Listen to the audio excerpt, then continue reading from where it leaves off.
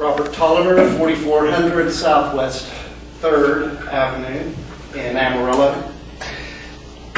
Charter, Article 2, Power and Division 1, General Section 2, Ordinances generally enacted, enforcement. The City of Amarillo shall have the power to enact and enforce ordinances necessary to protection, health, life, and property. It goes on further to say, provided that no ordinance shall be enacted inconsistent with the provisions of this charter or the general laws or Constitution of the State of Texas. The language of Ordinance 7366 is inconsistent and conflicts with the State of Texas Transportation Code, specifically in the municipality's legislative body, the City Council's attempt to, quote, supplement in nature and have actually attempted to redefine the state's previous definition of wireless. It is a violation of Texas State Local Government Code, Section 51.012. The City Council has broken and violated Robert's Rules of Order made to Ordinance 7366 as presented on 9/6/12 for the first reading and receiving approval 4-1.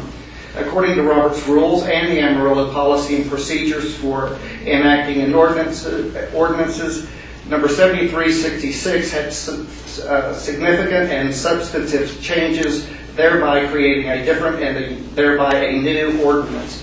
And said new ordinance must go through the process, and it did not. Therefore, the ordinance is invalid. As the City Council, City Manager, Mayor, and City Council knowingly, willfully, and intentionally presented and misrepresented Ordinance 7366 and passed a defective and invalid ordinance, you not only have violated public trust, but you have violated your fiduciary responsibility as elected officials, the legislative body of Amarillo, including but not limited to breaking Robert's Rules of Orders, violating the Home Rule governance and statutes of the Charter and Code of the City of Amarillo.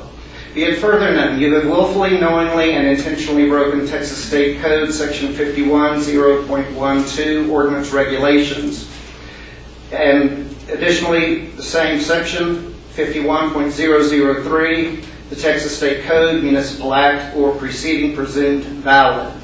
Item B, this section does not apply to number 4, an ordinance that, at the time it was passed, was preempted by statute of this state or the United States.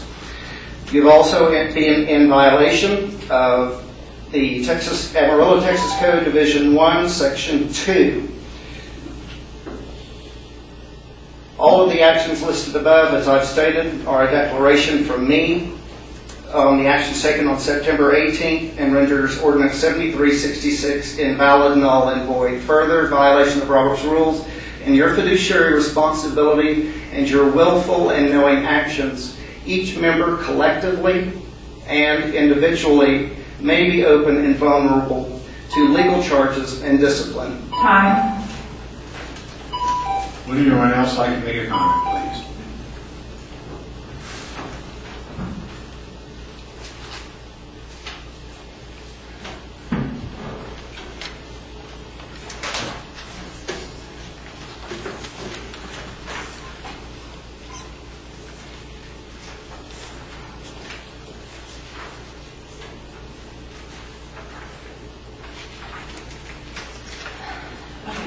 California 4427 South Hayden.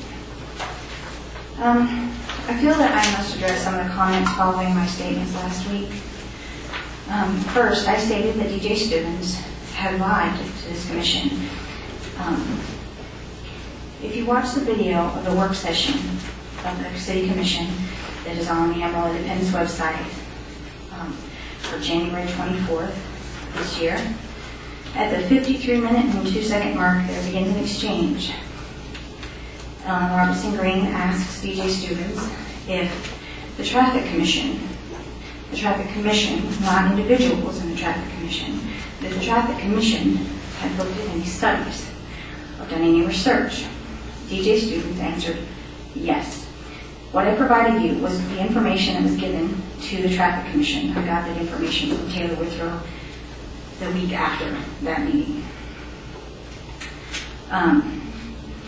There is in that, there's some sample ordinances, there's some information about what other cities and states have done in regards to electronic devices while driving. There's a bullet sheet on some information on distracted driving, specifically texting while driving. But there's nothing in there that, in my opinion, can be considered research. There's not a study.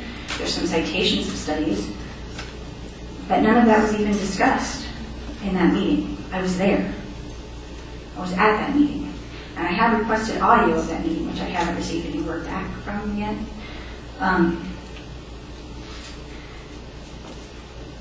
So I don't think that I was out of line in saying that. She misrepresented completely what they had done at that meeting.